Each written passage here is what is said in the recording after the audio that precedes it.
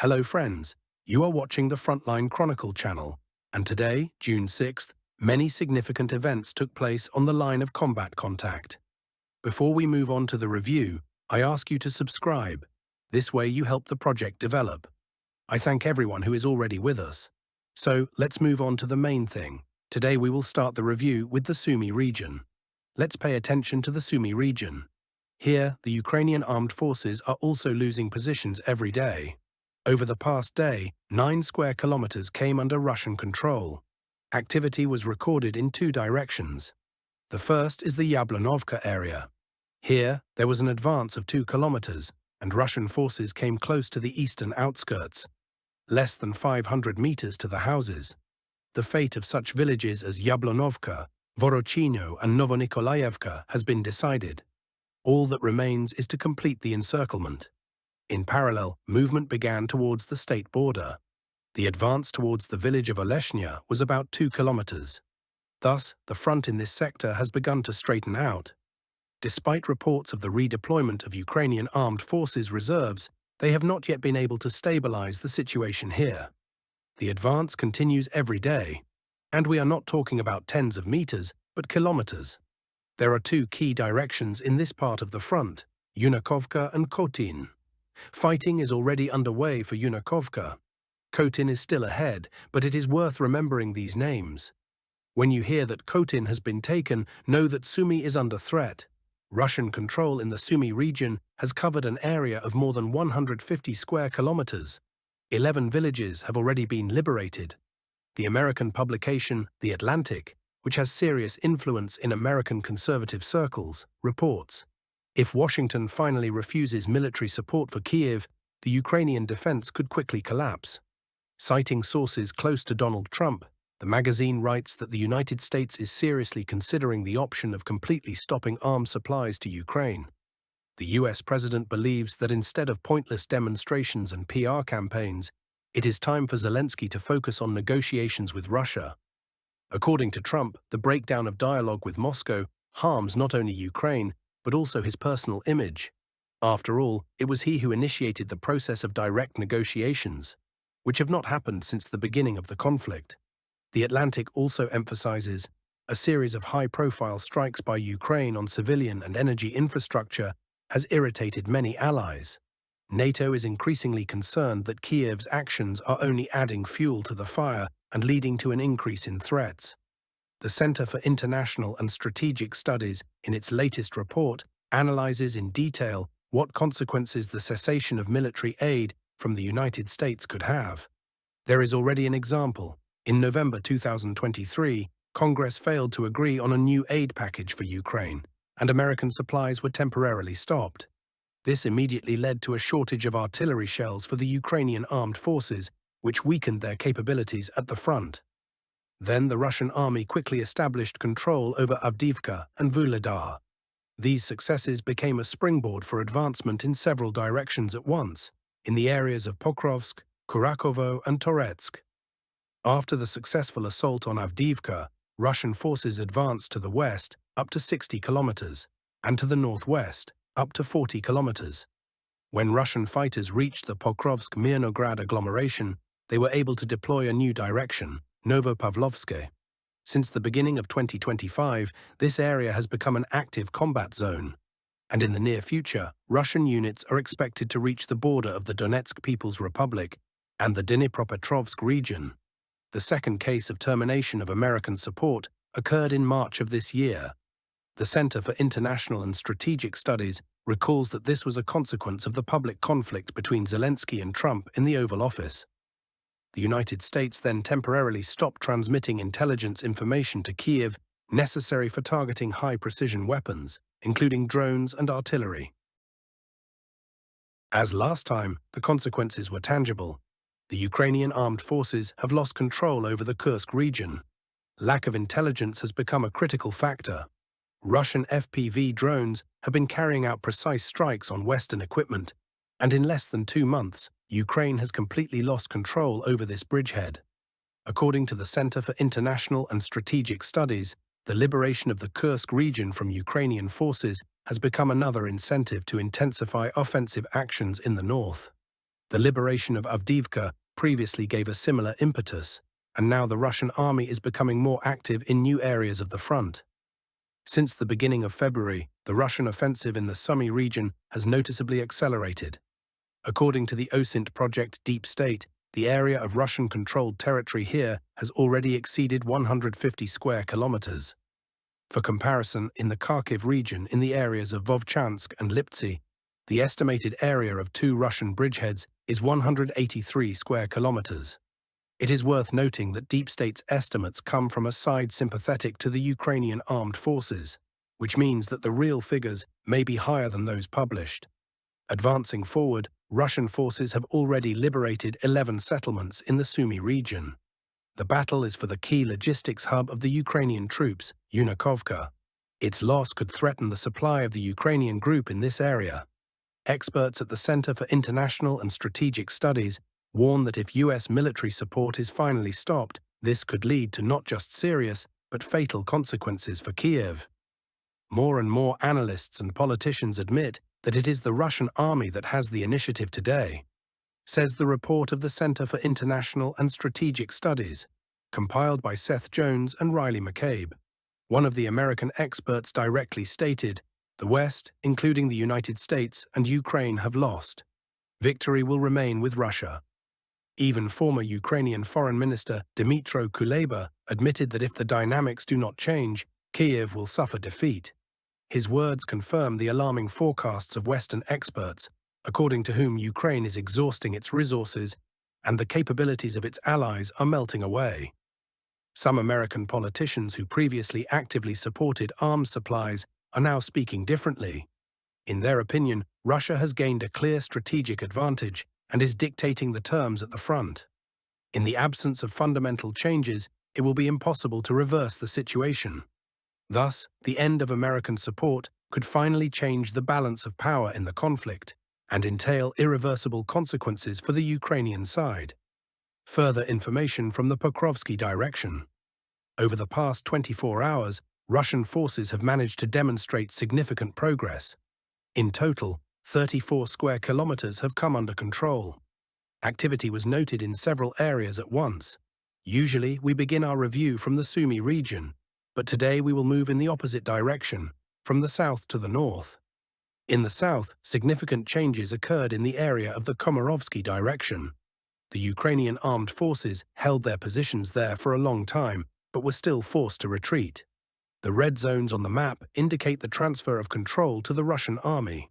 Ukrainian units really held on stubbornly here. The battles lasted for more than one day. The tension persisted for 2 months, starting in early April. I recently posted footage from the approaches to Fyodorovka on my Telegram. The video shows how one of the Ukrainian armed forces soldiers did not have time to leave his position, and he was attacked. It was filmed by a drone. The video is harsh, so I can't post it here. Follow the link in the description. There are already more than one such recording. The enemy, despite stubborn resistance, was unable to hold the position. As a result, the defense was broken through, and Fyodorovka came under Russian control. The length of the advance in depth was more than 5 kilometers, and the occupied area on this section was 14 square kilometers. To understand, this is almost the entire daily advance of Russia along the front. The next target is the village of Komar. This is a populated area with capital development, and before the conflict, more than 1,700 people lived there. Therefore, one should not expect a rapid capture. However, given the advance from the south, the possibility of an attack from 2 sides, the south and the east, opens up. Russian units may come out from Otradnoye. It is about 6 kilometers away, so this is a task for the future. The most important thing is that they managed to break through the defensive line, take a key settlement, and change the configuration of the front. This is a serious success for the Russians. Something terrible may also happen to Ukraine in the south. Battle for Gulyaipole. The Russian army has launched a large-scale offensive on the historical fortress of the Makhnovists. The capture of the settlement of Novopol opened up new strategic opportunities for Russian forces. Against the backdrop of the rapid advance of Russian troops in the area of Fedorovka, located next to the fortified point of Komar, reports began to come in about a new wave of hostilities in the direction of Gulyaipole. As reported by the Deep State Channel, which is affiliated with Ukrainian intelligence, intense fighting has resumed in the area of Malinovka. This area has long been one of the most stable, but the situation has changed dramatically. According to them, the offensive is due to the fact that after the successful cleansing of Bogatyr and the advance near Komar, Russian units had free forces for a new phase of operations. This development of events did not come as a surprise to the Ukrainian command.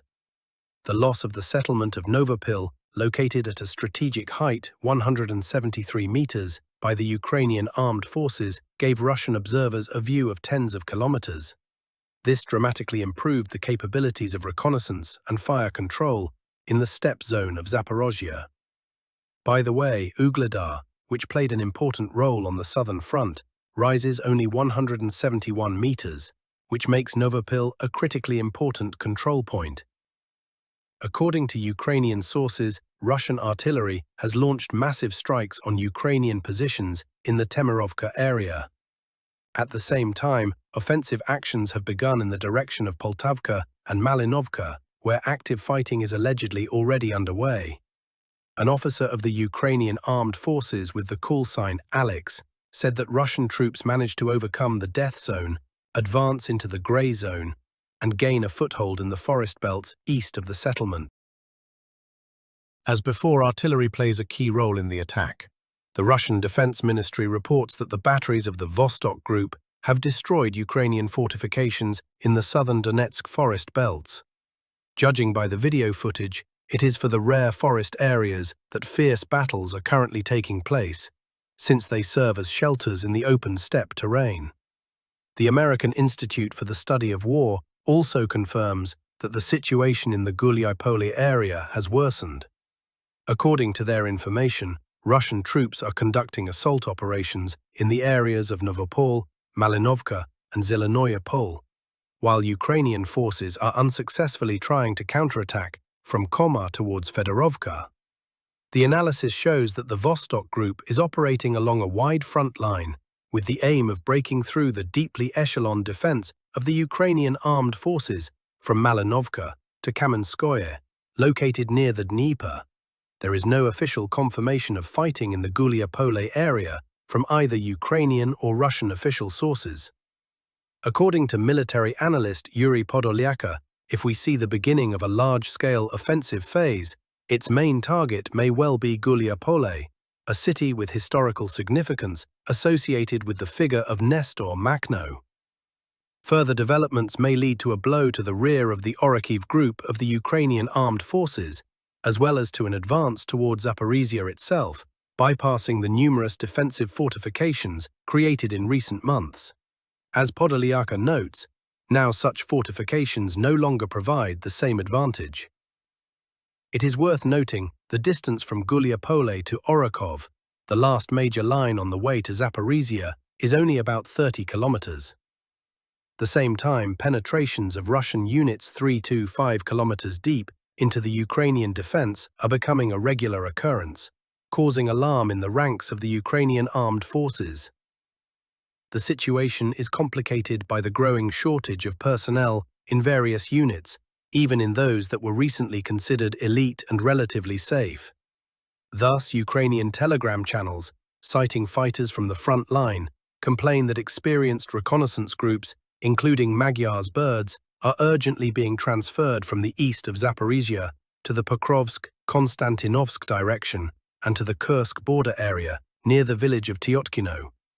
The administrator of the telegram channel of the 79th Brigade of the Armed Forces of Ukraine, whose units are suffering heavy losses in the area of Komar and Shevchenko, reported that women are starting to work in drone control centers.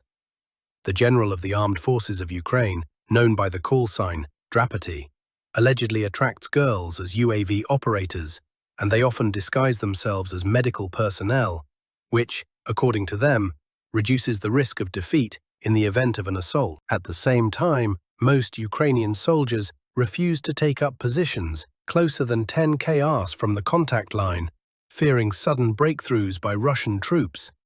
Against this background, a drone operator of the armed forces of Ukraine, nicknamed Owl, real name Uliana, is mentioned, who managed to save part of her unit, while the rest had to be mourned for the entire next week. Meanwhile, heavy positional battles are underway on the western section of the Zaporizhia front. Russian forces are actively pressing, not allowing the Ukrainians to transfer reinforcements to other directions. The operational report of the 1430th Guards Regiment confirms that Russian soldiers continue attacks in the Rabotino-Verbovoy area and are fighting in the Novodanilovka and Malaya Tokmachka areas. Every day, massive strikes are carried out on Ukrainian army fortifications in the Sherbakov, Stepnoye, and Kamenskoye areas. The artillery of the DNEPR group works in conjunction with aerial reconnaissance, pinpointing shelters and equipment of the Ukrainian armed forces.